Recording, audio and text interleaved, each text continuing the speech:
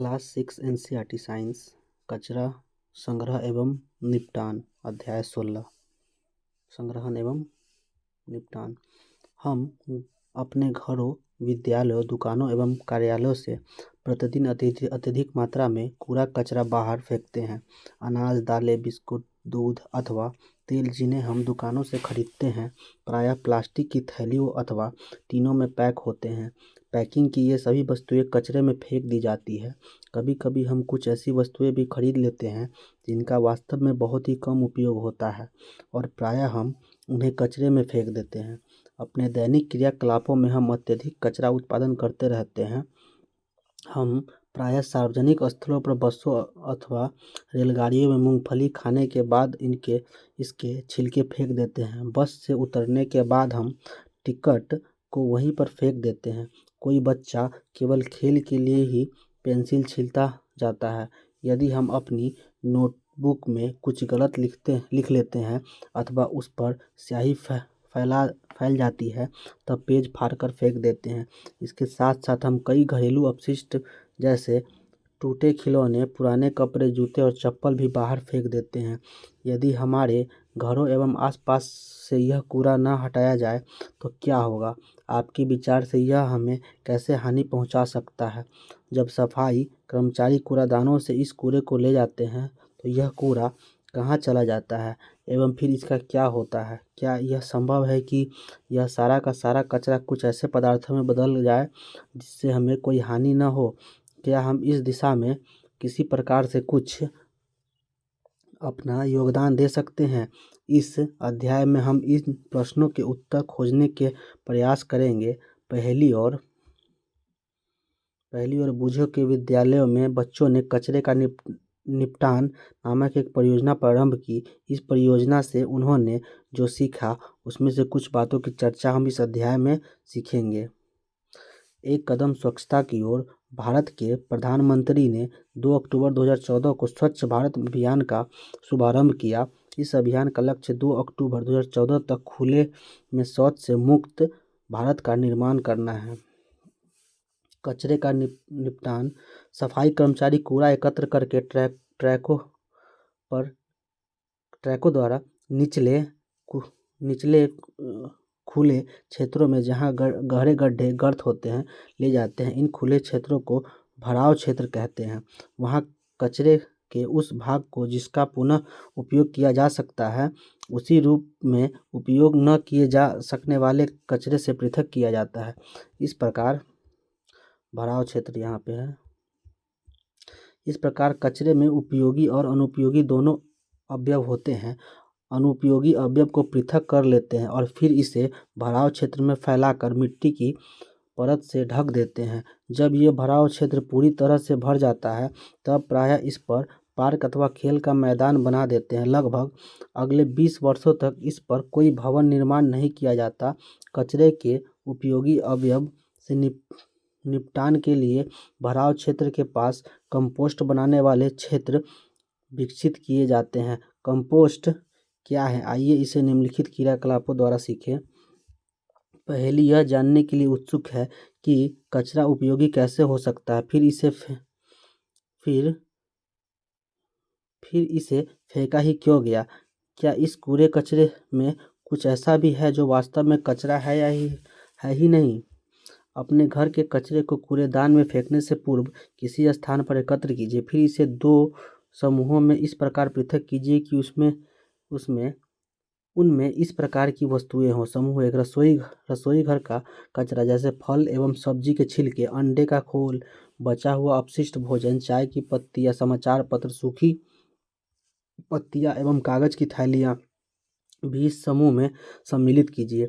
कपड़ों के टुकड़े, पॉलीथीन की थैलियां, टूटा कांच, एल्युमिनियम के रैपर्स, कीले पुराने जूते एवं टूटे खिलौने। अब प्रत्येक समूह के कचरे को 2 पृथक ढेरियों में बांटिए तथा ABCD से नामांकित कीजिए। इसमें से प्रत्येक समूह की एक ढेरी को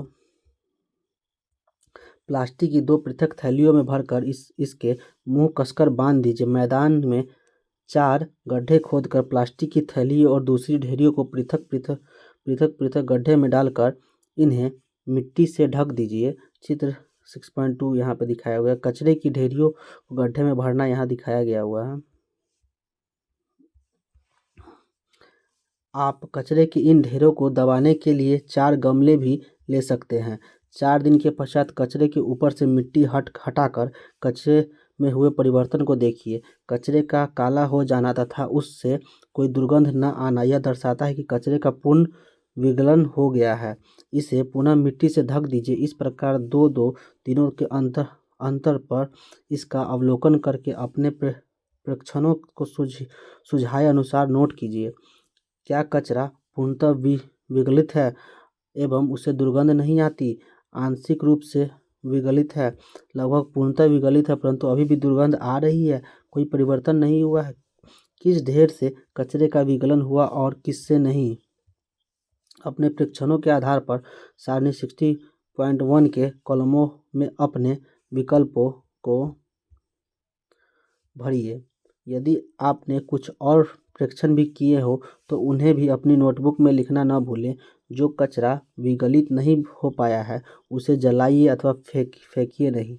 यदि कचरा पूर्णतः विगलित हो गया हो और उससे कोई दुर्गंध नहीं आ रही हो तो उसे उस मृदा में मिला दे जिसमें आप अपनी पसंद के पौधे उगाते हैं।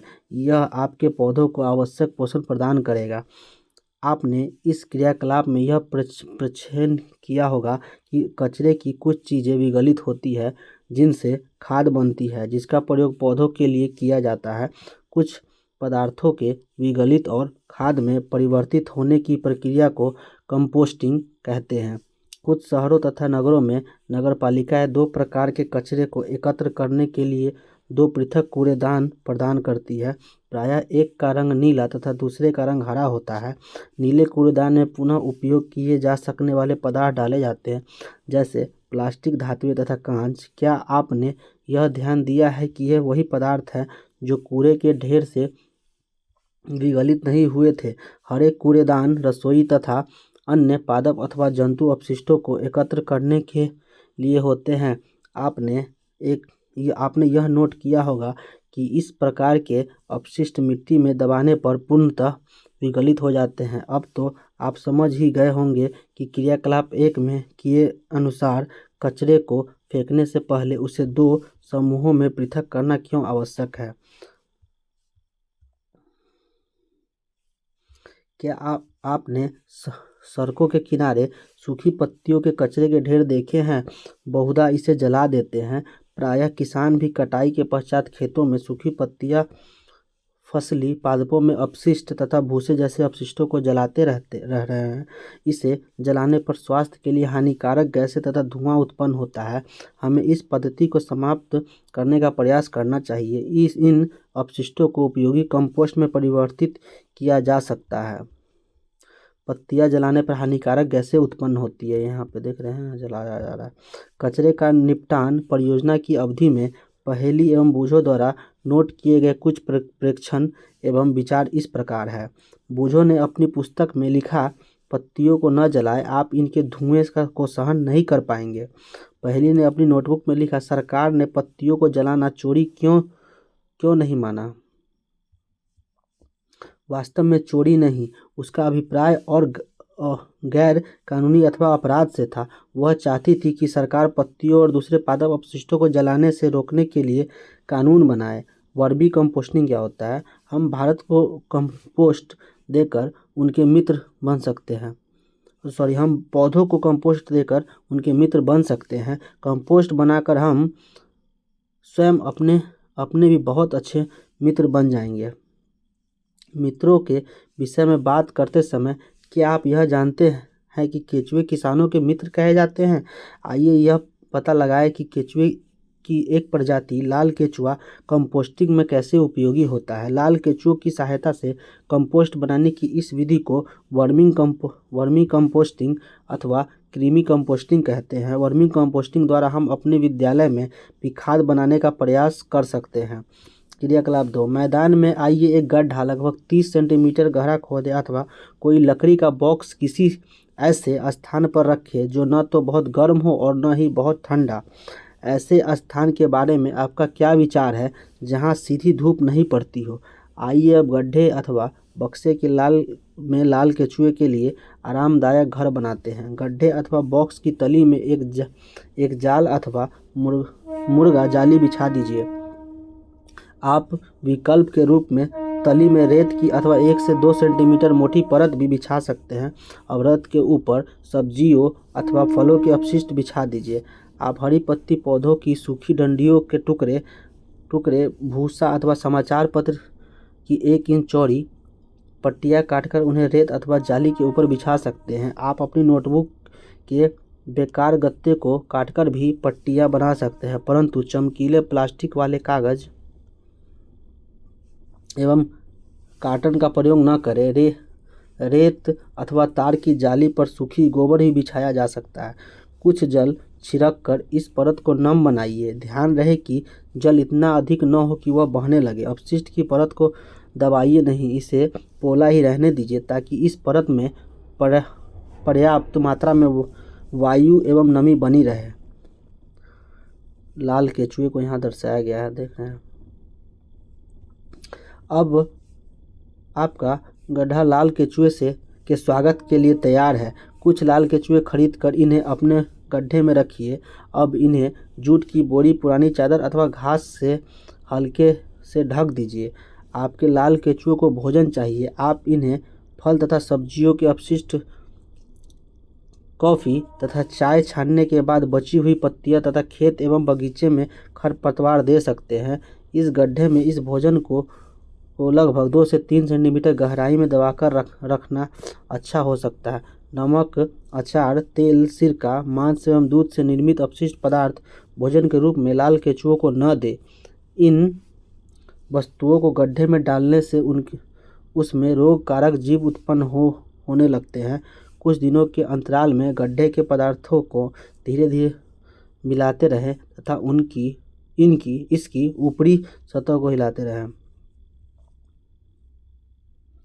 लाल केंचुए के लिए आहार को यहाँ दिखाया गया है। लाल केंचुए के दांत नहीं होते। इनमें एक विशेष संरचना होती है जिसे गिज़र्ड कहते हैं, जो भोजन को पीसने में इसकी सहायता करता है। यदि आप अंडे के छिलके अथवा समुद्री शंख या सीप का चूरा आहार के साथ मिला देंगे तो यह आहार के साथ कृमि के गिज़र्ड में पहुंच जाता है और भोजन को पीसने में उसकी सहायता करता है। कोई लाल कृमि एक दिन में अपने शरीर के भार के बराबर आहार खा सकता है। लाल केंचुए बहुत गर्म अथवा ठंडे वातावरण में जीवित नहीं रह सकते। उन्हें अपने आसपास नमी की आवश्यकता होती है। यदि आप अपने केंचुओं की भली भांति देखभाल करते हैं तो एक मास में उसकी संख्या दोगुनी हो जाएगी। 3 से 4 सप्ताहों के अंतराल पर अपने गड्ढे का सावधानीपूर्वक परीक्षण करते रहें। क्या आपने गड्ढे में मिट्टी जैसा पोला पदार्थ दिखाई देता है? अब आपका वर्मी कंपोस्ट तैयार है। इस गड्ढे के एक किनारे पर आहार के रूप में कुछ अपशिष्ट डालिए। अधिकांश कृमि अन्य भागों को छोड़कर गड्ढे के इस भाग में स्थानांतरित हो जाएंगे।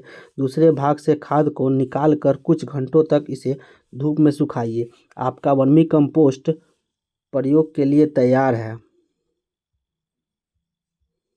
गड्ढे के इस बचे भाग में अधिकांश कृमि हैं। आप इनका उपयोग और अधिक कंपोस्ट बनाने में कर सकते हैं अथवा आप इन्हें किसी कंपोस्ट बनाने वाले को बांट सकते हैं। वर्मी कंपोस्टिंग को यहाँ पे दिखाया गया है।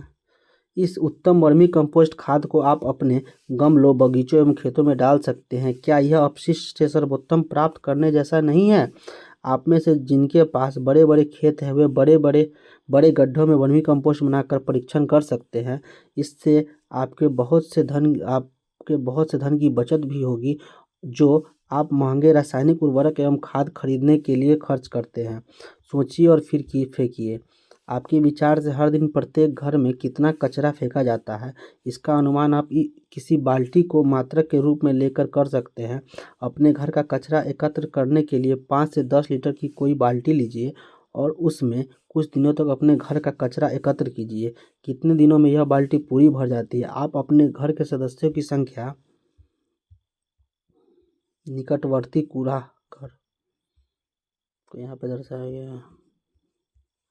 जानते हैं, यदि आप अपने शहर अथवा नगर की जनसंख्या का पता लगा ले तो क्या अब आप यह अनुमान लगा सकते हैं कि प्रतिदिन आपके मोहल्ले अथवा नगर से सभी घरों में कितना बाल्टी कचरा उत्पन्न होगा। हम प्रतिदिन कचरे के पहाड़ उत्पन्न कर रहे हैं, क्या यह सच नहीं है। आइए अब हम ऐसे गांव के बारे में कहानी पढ़ते हैं जहां के लोग अधिक बुद्धिमान हैं और जहां कचरा कम निकलता है। नानू छठी कक्षा में पढ़ता है। उसे कागज का वायुयान बनाना बहुत अच्छा लगता है। जब वह अपनी नई नोटबुक के पन्ने फाड़कर वायुयान बनाता है तो उसकी माँ को बहुत कष्ट होता है, परंतु नानू इसकी कोई चिंता नहीं करता। एक बार नानू अपनी माँ के साथ अपनी मौसी के घर गया। वहाँ वह अपने मौसेरे भाई श्याम द्वारा बनाई विभिन्न चीज़ों को देखकर आश्चर्यचकित हो गया। उसने पुराने चार्टों से फाइलें बनाई हुई थी, पेंसिल की छीलन से बधाई कार्डों पर फूल, पुराने कपड़ों से चटाई, पॉलीथीन की थैलियों से टोकरी आदि को देखकर नानू आश्चर्यचकित हो गया। श्याम ने तो विवाह के निमंत्रण पत्रों से एक डायरी भी बना रखी थी। एक दिन प्रातः नानू अपनी नानी को ढूंढता हुआ पहुंचा तो उसने देखा कि उसकी नानी एक टोकरी के ऊपर एक गाढ़ी लुगदी का लेप कर रही थी। नानू ने पूछा, नानी आप क्या कर रही हैं, यह लेप क्या है।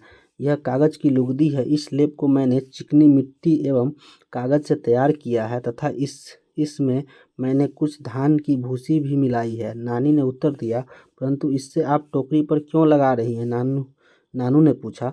नानी ने उत्तर दिया, इससे पक्की और टिकाऊ बनाने के लिए। क्या तुम इसे मुझसे सीखना चाहोगे।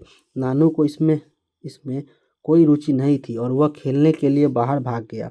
वह तो केवल कागज फाड़ कर वायुयान बनाने में रुचि रखता था। वास्तव में उसने श्याम की फाइलों से भी कागज फाड़ने शुरू कर दिए थे। श्याम ने नानू द्वारा वायुयान बनाने के उपयोग हुए सभी कागजों को एकत्र कर लिया और वह सोच रहा था कि नानू के साथ क्या व्यवहार किया जाए।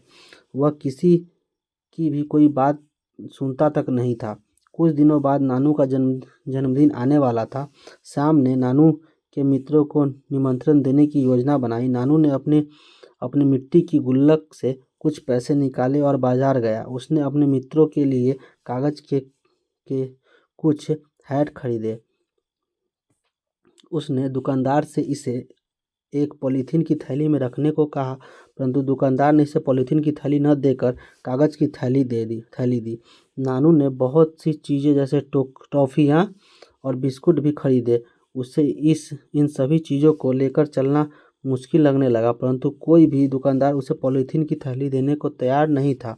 घर से चलते समय श्याम ने उसे कपड़े का थैला ले जाने को कहा था। अब उसे उसकी बात न मानने का दुख हुआ। किसी प्रकार वह अपनी सभी वस्तुओं को साथ लेकर घर पहुंचा। नानू के मित्र ने जन्मदिन पर दावत खाई और बहुत से खेल खेलकर पार्टी का भरपूर आनंद लिया। खरीद की गई वस्तुओं से भरी थैलियों के साथ नानू को यहाँ पर दिखाया गया है। उसके सभी मित्रों ने नानू द्वारा खरीदे गए चमकीले कागज के हैट पहने। श्याम ने नानू के मित्रों के लिए कागज की लुगदी से सुंदर मुखौटे बनाए। उसने नानू के लिए भी एक विशेष उपहार बनाया, एक फोटो फ्रेम तथा बधाई का सुंदर कार्ड। यह सब उसने नानू द्वारा फेंके गए कागजों की लुगदी से बनाए थे। यह नानू के लिए एक नया अनुभव था। उसके सभी मित्र अपने मुखौटों के साथ अपने घर चले गए। नानू बहुत उत्तेजित था और वह अपना भोजन शीघ्र समाप्त करके अपना उपहार देखना चाहता था। विद्यालय की छुट्टियां समाप्त होने के पश्चात नानू घर वापस आ गया। उसका शहर श्याम के गांव से कितना अलग है। वह गांव स्वच्छ एवं साफ सुथरा था, इसलिए वहां कचरा बीनने वाले भी नहीं होते थे, परंतु अब उसने कचरा बीनने वाले बच्चों को घर के आसपास कचरा बीनते हुए देखकर नाक भौं चढ़ाना छोड़ दिया था। आपने भी अपने घर के आसपास एवं दूसरे स्थानों पर कुछ बच्चों को कचरा बीनते देखा होगा। इन बच्चों को कार्य करते देख और पता लगाइए कि वे कचरा से उपयोगी पदार्थ कैसे पृथक करते हैं। वे वास्तव में हमारी सहायता कर रहे हैं। कचरा बीनने वाले किसी बच्चे से बात करके यह पता लगाइए वे एकत्र किए गए इस कचरे का क्या करते हैं, वे इन्हें कहाँ ले जाते हैं। क्या वह अथवा उसकी मित्र विद्यालय जाते हैं? यदि नहीं तो इसका कारण जानने का प्रयास कीजिए। क्या आप इस बच्चे को पढ़ने और लिखने में सहायता कर सकते हैं? क्या आपने कभी अपने घर पर पुराने समाचार पत्रों, कांच तथा धातु की वस्तुएं, प्लास्टिक की थैलियों, पुरानी नोटबुकों को किसी कबाड़ी को बेचने में घर वालों की सहायता की है? उससे बात करके पता लगाइए कि वह इस सब कबाड़ का क्या करता है। क्या श्याम की भांति आप भी व्यर्थ कागजों से नए कागज बनाना चाहेंगे? आइए इसे बनाना सीखें। कागज का पुनः चक्रण। इसके लिए आपको पुराने समाचार पत्र, पुराने लिफाफे, मैगनीज, पुरानी नोटबुक, पत्र एवं अन्य बेकार कागजों की आवश्यकता होगी। चमकदार एवं प्लास्टिक लेपित कागज का उपयोग मत कीजिए। इसके अतिरिक्त आपको तार की जाली फ्रेम भी चाहिए। फ्रेम के स्थान पर आप बड़ी आकार की छलनी भी ले सकते हैं। कागजों को छोटे छोटे टुकड़ों में फाड़ दीजिए। इन्हें एक बाल्टी अथवा टब में रखकर जल डालिए। कागज के टुकड़ों को जल में 1 दिन के लिए डुबा रहने दीजिए। अब इस भीगे कागज को काटकर गाढ़ी लुगदी बनाइए। अब फ्रेम पर जड़ी जाली की गीली लुगदी को फैलाइए। लुगदी की परत को यथासंभव एक समान बनाने के लिए फ्रेम को धीरे से ठोकिए। जल के बहकर निकल जाने तथा प्रतीक्षा कीजिए। यदि आवश्यक हो तो फ्रेम पर पुराना कपड़ा अथवा समाचार पत्र फैला दीजिए, जिससे लुगदी का अधिक से अधिक जल सोख लिया जाए। अब लुगदी को इस परत को सावधानी से फ्रेम से अलग कर किसी पुराने समाचार पत्र पर रखकर धूप में सुखाइए। समाचार पत्र के किनारों पर कुछ भारी वस्तुएं रखें, जिससे कि वे मुड़ न सके। रंगीन कागज प्राप्त करने के लिए लुगदी को फैलाने से पूर्व आप इसमें खाने वाले रंग मिला सकते हैं। इसके अतिरिक्त फ्रेम पर लुगदी फैलाने से पूर्व आप इसमें सूखी पत्तियां, फूलों तथा पंखुड़ियों तथा रंगीन कागज के टुकड़े भी मिला सकते हैं। ऐसा करके आप सुंदर पैटर्नों वाला पुनः चक्रण का आकर्षक कागज प्राप्त कर सकते हैं। जैसे कि हमने कागज का पुनः चक्रण किया है, वैसे ही हम हर वस्तु का पुनर्चक्रण कर सकते हैं। प्लास्टिक वरदान या अभिशाप। कुछ प्रकार से प्लास्टिकों का पुनर्चक्रण किया जा सकता है, परंतु सभी प्रकार के प्लास्टिकों का पुनर्चक्रण नहीं किया जा सकता है। क्या आपने क्रियाकलाप 1 में यह नोट किया था कि पॉलीथीन की थैलियाँ एवं कुछ प्लास्टिक विगलित नहीं होते? अब आप सरलता से समझ सकते हैं कि पॉलीथीन की थैलियों का निपटान एक बड़ी समस्या क्यों है। हमें प्लास्टिक के बिना अपने जीवन की कल्पना करना कठिन हो सकता है। क्या आप प्लास्टिक से बनी कुछ ऐसी वस्तुओं के नाम की सूची बना सकते हैं जिन्हें हम उपयोग करते हैं, जैसे खिलौने, जूते, थैले, पेन, कंघे, दांत के ब्रश, बाल्टी, बोतल एवं जल पाइप? इन वस्तुओं की सूची बहुत लंबी है। क्या आप प्लास्टिक से बने बस, कार, रेडियो, टेलीविज़न, रेफ्रिजरेटर और स्कूटर के कुछ भागों के नाम बता सकते हैं? प्लास्टिक का उपयोग संभवतः स्वयं कोई विशेष समस्या उत्पन्न नहीं करता। समस्या तब उत्पन्न होती है जब हम इसका आधिकारिक उपयोग करते हैं तथा अपशिष्ट प्लास्टिक के निपटान से अनजान होकर उसकी अपेक्षा करते हैं। आज हमारे चारों ओर यही हो रहा है, यद्यपि हम इसके दुष्प्रभावों से परिचित हैं। फिर भी हो सकता है कि हम अपने उत्तरदायित्व को नहीं समझ पा रहे हैं। हम प्रायः प्लास्टिक की थैलियों का उपयोग पके हुए भोजन के संग्रहण के लिए करते हैं। प्रायः यह थैलियाँ खाने की वस्तुओं को रखने योग्य नहीं होती। इन थैलियों में पैक किए गए भोजन को खाना हमारे स्वास्थ्य के लिए हानिकारक हो सकता है। प्रायः दुकानदार प्लास्टिक की थैलियों का उपयोग करते हैं जिसका इससे पूर्व किसी अन्य कार्य में उपयोग हो चुका है। कभी कभी कचरा बीनने वालों द्वारा एकत्र की गई प्लास्टिक की थैलियों को धोकर भी उपयोग किया जाता है। इस प्रकार की पुनर्चक्रण वाली प्लास्टिक की थैलियों में खाद्य पदार्थों को रखना हानिकारक हो सकता है। खाद्य पदार्थों के संग्रहण के लिए हमें इस कार्य के लिए अनुमोदित प्लास्टिक की थैलियों का उपयोग के लिए आग्रह करना चाहिए। सभी प्रकार के प्लास्टिक गर्म करने अथवा जलने पर हानिकारक गैस मुक्त करते हैं। ये गैसें बहुत ही स्वास्थ्य संबंधी समस्याएं, जिनमें मानवों में कैंसर भी सम्मिलित है, उत्पन्न कर सकती है। सरकार ने प्लास्टिक के पुनर्चक्रण के लिए आवश्यक दिशा निर्देश जारी किए हैं। पहली का यह सुझाव है कि विषैले पदार्थों के संग्रहण के लिए उपयोग किए जाने वाले पात्रों का पुनर्चक्रण पृथक रूप से किया जाना चाहिए तथा इस पुनर्चक्रण प्लास्टिक का उपयोग प्लास्टिक की थैलियों के निर्माण में नहीं होना चाहिए। आपने देखा होगा कि लोग प्रायः अपने घर के कचरे को प्लास्टिक की थैलियों में भरकर बाहर फेंक देते हैं। गली मोहल्ले के आवारा पशु भोजन भोजन की खोज में जब इन थैलियों को देखते हैं तो प्रायः प्लास्टिक की थैली को भी निगल जाते हैं। कभी कभी तो इस कारण उनकी मृत्यु भी हो जाती है। सड़कों तथा अन्य स्थानों पर असावधानीपूर्वक फेंकी गई ये प्लास्टिक की थैलियाँ बहुधा बहकर नालों अथवा सीवर प्रणालियों में पहुँच जाती है सीवर प्रणाली में। फलस्वरूप नाले अवरुद्ध हो जाते हैं और गंदा जल सड़कों पर फैलने लगता है। भारी वर्षा के समय तो बाढ़ जैसी स्थिति उत्पन्न हो जाती है। प्लास्टिक का अंधाधुंध उपयोग अत्यधिक हानि पहुंचा सकता है। प्लास्टिक के अति उपयोग को नियंत्रित करने के लिए हम क्या कर सकते हैं तथा इसके कचरे के निपटान के लिए हमें क्या करना चाहिए। हम प्लास्टिक की थैलियों का कम से कम उपयोग करें। जहाँ भी संभव हो बिना किन्हीं दुष्प्रभावों के हम इन थैलियों का पुनः उपयोग करें। दुकानदारों से कागज़ के थैले उपयोग करने का आग्रह करें। खरीदारी के लिए बाजार जाते समय घर से कपड़े अथवा जूट का थैला लेकर जाएं। हम खाद्य पदार्थों के संग्रहण के लिए प्लास्टिक की थैलियों का उपयोग न करें।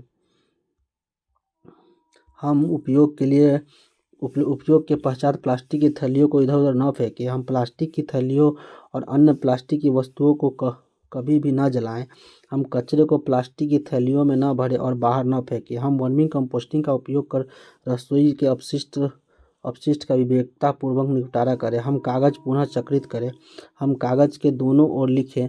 रफ कार्य के लिए स्लेट का प्रयोग करें। अभ्यास पुस्तिका में बिना लिखे छूट कागज़ों को रफ कार्य के लिए उपयोग करें। हम अपने परिवार मित्रों एवं अन्य व्यक्तियों को विभिन्न प्रकार के अपशिष्टों के निपटान के लिए उचित आचरणों का पालन करने के लिए प्रेरित करें। प्लास्टिक के ज़रूरतों से ज़्यादा उपयोग को कम करने के तरीके के बारे में सोचिए तथा चर्चा कीजिए। हमारे जानने और सोचने योग्य सबसे महत्वपूर्ण बात यह है कि हम जितना अधिक कचरा पैदा करेंगे उससे छुटकारे पाने में हमें उतनी ही अधिक कठिनाई होगी। आओ प्लास्टिक को ना कहें।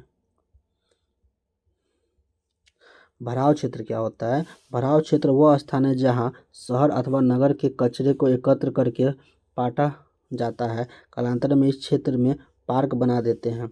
रसोई घर के अपशिष्ट सहित पौधों एवं जंतु अपशिष्ट को खाद में परिवर्तित करना कंपोस्टिंग कहलाता है। रसोई घर के कचरे को कृमि अथवा लाल केंचुए द्वारा कंपोस्टिंग में परिवर्तन करना वर्मिंग कंपोस्टिंग कहलाता है। कागज़ का पुनर्चक्रण संभव है तथा पुनर्चक्रण द्वारा बने कागज़ की उपयोगी चीज़ें बनाई जा सकती है। कंपोस्टिंग द्वारा प्लास्टिक को कम हानिकारक पदार्थों में परिवर्तन करना संभव नहीं है। हमें कम से कम अपशिष्ट उत्पन्न करने की आवश्यकता है। हमें अपने चारों ओर कचरे की बढ़ती मात्रा से निपटने के उपाय खोजने चाहिए।